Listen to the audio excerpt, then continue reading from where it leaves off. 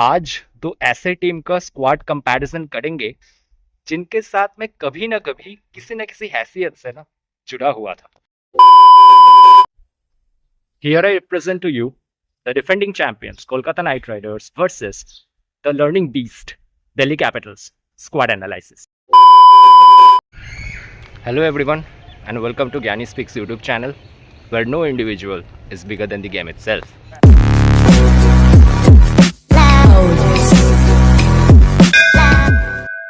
अगर हमें Kolkata night Riders and Delhi Capitals को कंपेयर करना है इस साल, सबसे पहले हमें उनके होम वेन्यूज को जज करना पड़ेगा। उनके होम वेन्यूज को कंपेयर करना पड़ेगा। उनका होम वेन्यूज कौन सा है? कोलकाता नाइट राइडर्स का ईडन गार्डन्स और दिल्ली कैपिटल्स का कभी विशाखापट्टनम और कभी अरुण जेटली स्टेडियम दिल्ली। अगर आप इन दोनों वेन्यूज के बारे में बात करेंगे, आपको ज्यादा डिफरेंस नहीं देखने को मिलेंगे, क्योंकि अरुण जेटली स्टेडियम दिल्ली जो कि दिल्ली कैपिटल्स का होम वेन्यू है एंड ईडन गार्डन्स कोलकाता जो कि केकेआर का होम वेन्यू है, दोनों ही हाई स्कोरिंग वेन्यूज बन चुके हैं। ईडन गार्डन्स अब वो 5-10 साल वाला पुराना ईडन गार्डन्स नहीं है जहां पे गौतम गंभीर 3-4 स्पिनर लेके मैच जिताते थे। एंड आपको याद है जब टेस्ट मैचेस होते थे ना इंडिया के अंदर, एक दिल्ली का वेन्यू होता था और एक चेन्नई का वेन्यू होता था जहां पे बहुत ज्यादा स्पिनर्स को मदद मिलते थे। और अभी अरुण जेटली स्टेडियम दिल्ली वो वाला पुराना स्टेडियम नहीं रहा। यहाँ पे पिचेस बदल चुके हैं, पिचेस में बाउंस है, रन्स बनते हैं। इवन पिछले साल ना 4-5 मैचेस तो ऐसे रहे थे जहां पे 200 बने थे और 200 चेज भी हुए थे। तो आप बिल्कुल इस गलत फहमी में ना रहें कि ईडन गार्डन्स कोलकाता मतलब स्पिन होगा, दिल्ली मतलब स्पिन होगा। नहीं, दोनों में ही बहुत अच्छे रन्स बनेंगे इस साल भी। और पेसर्स डेथ ओवर में जाके विकेट निकालेंगे। स्पिनर मिडिल ओवर्स में अगर बहुत क्वालिटी रखते हैं, प्रेशर क्रिएट करते हैं, तो बैटर्स उनको विकेट फेंक के जा सकते हैं। अदरवाइज पिच से बहुत ज्यादा मदद स्पिनर्स को नहीं मिलने वाला है। अब सबसे पहले बात कर लेंगे KKR the defending champions Kolkata night Riders के बारे में। इनका इस साल का स्क्वाड आप स्क्रीन के ऊपर आराम से देख सकते हैं। हो सके तो स्क्रीनशॉट लेके भी रख सकते हैं, क्योंकि batting section, allrounder section, fast bowling, spin bowling, हर एक सेक्शन मैंने अलग अलग करके रखा। अब कोलकाता बोल लो या दिल्ली कैपिटल्स, दोनों ही पिछले साल जो इनके कैप्टन्स थे ना, उनके अलावा इस साल उतरेंगे। जैसे कि कोलकाता की तरफ से श्रेयस अय्यर इस साल इनके टीम में है ही नहीं। तो इनका प्लेइंग 11 जो बन रहा है ना, क्विंटन डिकॉक के साथ सुनील नारायण ओपनिंग करेंगे। नंबर 3 पे अजिंक्य रहाणे या वेंकटेश अय्यर आएंगे। नंबर 4 पे इन्हीं दोनों में से कोई एक खेलेंगे। फिर रिंकू सिंह नंबर 5 पे आने चाहिए। 6 पे आंद्रे रसल, 7 पे रमनदीप सिंह। यहां तक बैटिंग है। नंबर 8 पे हर्षित राणा, चलो बल्ला घुमा लेते हैं, ज्यादा रोल उनका बॉलिंग से ही होएगा। एनरिक नॉर्किया एंड वैभव अरोड़ा इनकी तरफ से मेन पेसर का काम करेंगे हर्षित राणा के साथ। वरुण चक्रवर्ती और सुनील नारायण इनकी तरफ से मेन स्पिनर होंगे। तो 3 पेसर और 2 स्पिनर और प्लस आंद्रे रसल, ये इनका बॉलिंग का सेटअप है, ध्यान दीजिएगा। और 12वें पोजीशन पे जो आपको रघुवंशी का नाम दिख रहा है ना, ये आपको इंपैक्ट प्लेयर के तौर पे आते हुए दिख सकते हैं। Even for that matter Manish Pandey भी आपको इंपैक्ट प्लेयर के तौर पे आते हुए दिख सकते हैं। अगर जल्दी विकेट गिर जाते हैं, पावर प्ले के अंदर 1 से 2 विकेट गिर गए, वहां पे मनीष पांडे आपको इंपैक्ट प्लेयर के तौर पे आते हुए दिख सकते हैं। अब कोलकाता के लाइनअप को अच्छे से देखेंगे ना, तो नंबर 5 से इनका फिनिशर शुरू हो जाता है। Rinku Singh as a finisher के तौर पे खेले हैं मोस्टली पिछले साल तक। नंबर 5 पे आके प्रॉपर बैटिंग करना ज्यादा ओवर्स के लिए, ये इनसे अब तक तो नहीं हुआ है। होपफुली इस साल आइदर रिंकू सिंह या फिर रमनदीप सिंह नंबर 5 पे आके थोड़ा सा लंबा पारी लेने को देखेंगे। नंबर 6-7 तक चलो 3 ओवर 4 ओवर के लिए आए, मैच को फिनिश करे, समझ में आता है। बट कभी कभी मैच सिचुएशन के तौर पे नंबर 5 के बैटर को ना लंबा खेलना पड़ता है।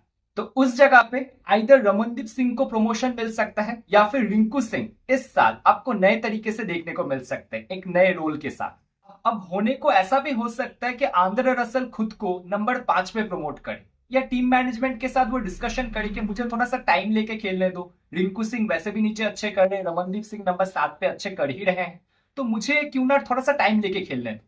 तो खुद को नंबर 5 पे अगर प्रमोट करे टीम मैनेजमेंट से बात करके, ये भी शायद एक प्रोबेबिलिटी बन सकता है। अब आते हैं इनके पेस बॉलिंग डिपार्टमेंट। देखो पिछले साल मिचेल स्टार्क जिस तरीके से इनके पेस बॉलिंग डिपार्टमेंट में कंट्रीब्यूट किया था ना, इस साल एनरिक नॉर्किया मुझे नहीं लगता उस तरीके से कर पाएंगे। अगर करेंगे तो बहुत अच्छा हो जाएगा केकेआर के लिए। But Mitchell Starc with the new ball जो विकेट्स निकालते थे, एनरिक नॉर्किया के पास with the new ball wickets निकालने वाला वो स्किल नहीं है। वो डेथ ओवर में जाके आंद्रे रसल के साथ, हर्षित राणा के साथ मिलकर अगर विकेट्स निकाल ले, बहुत अच्छा हो जाएगा उनके लिए। बट शुरुआत में केकेआर के लिए विकेट्स निकालने वाला एक ही बॉलर है, कौन? वैभव अरोड़ा। अब मिडिल ओवर्स में डेफिनेटली वरुण चक्रवर्ती, सुनील नारायण, थोड़ा बहुत आंद्रे रसल भी कंट्रीब्यूट करेंगे। मिडिल ओवर्स में वो रन्स को कंस्ट्रिक्ट करने का कोशिश करेंगे। अब ये दोनों स्पिनर्स मिडिल ओवर्स में मिल मिला के विकेट्स भी निकाल सकते हैं, या फिर एक प्रेशर क्रिएट कर सकते हैं डॉट बॉल्स के साथ और दूसरा विकेट निकाल के जा सकता है। बट ओपोनेंट टीम अगर शुरुआत में वैभव अरोड़ा को विकेट्स निगेट करे, उनको विकेट्स ना दे, तो शुरुआत में मुझे नहीं लगता KKR with the new ball बहुत ज्यादा विकेट्स निकाल सकता है। या तो वरुण चक्रवर्ती को पावर प्ले में ही लेके आओ। तो स्टार्क के जाने से मुझे एक छोटा सा लूप होल ये दिख रहा है, अदरवाइज मुझे सॉर्टेड कॉम्बिनेशन लग रहा है। Definitely Ajinkya Rahane being the captain of this year middle order में एंकर का रोल अदा करेंगे। उनके इर्द गिर्द बाकी प्लेयर्स को आके स्ट्राइक रेट को अच्छे से रोटेट करना पड़ेगा एंड हाई स्ट्राइक रेट के साथ खेलना पड़ेगा। अब आते हैं दिल्ली कैपिटल्स की तरफ। दिल्ली कैपिटल्स का स्क्वाड आप स्क्रीन के ऊपर देख सकते हैं। अगेन आप चाहे तो स्क्रीनशॉट लेके भी रख सकते हैं। हम चलेंगे सीधा दिल्ली कैपिटल्स के प्लेइंग 11 की तरफ। अब दिल्ली कैपिटल्स की तरफ से इस साल कौन नहीं खेलेगा? हैरी ब्रूक, जो मिडिल ऑर्डर में खेलते थे ना। अब हैरी ब्रूक ना खेलने से ना दिल्ली कैपिटल्स के लिए एक ब्लेसिंग इन डिस्गाइज सा हो गया है, क्या बोलो तो। फैफ डुप्लेसी स्टार्टिंग 11 में आएंगे, इसके चांसेस बहुत बढ़ गए हैं, क्योंकि टॉप ऑर्डर में केएल राहुल के साथ जेक फ्रेजर मैकगर्क, जो पिछले साल भी ओपनिंग करते थे, ये ओपनिंग करेंगे। नंबर 3 पे फैफ डुप्लेसी आ जाते हैं। नंबर 4 पे अभिषेक पोरेल, जो विकेट कीपिंग ड्यूटीज भी संभाल सकते हैं। पिछले सीजन में बहुत अच्छा खेले थे, जितना मौका मिला था ज्यादातर पिछले सीजन में इंपैक्ट प्लेयर के तौर पे ये खेलते थे। नंबर 5 पे ट्रिस्टन स्टर्ब्स, ये भी विकेट कीपिंग कर सकते हैं। नंबर 6 पे कैप्टन इस सीजन के लिए अक्षर पटेल आ जाएंगे। नंबर 7 पे ये छुपा रुस्तम पिक है, आशुतोष शर्मा। आपको याद है पिछले साल पंजाब किंग्स के जो मैचेस होते थे ना, वहां पे आशुतोष शर्मा एंड शशांक सिंह मिलके कैसे पार्टनरशिप करते थे नंबर 5, 6, 7 पे आके।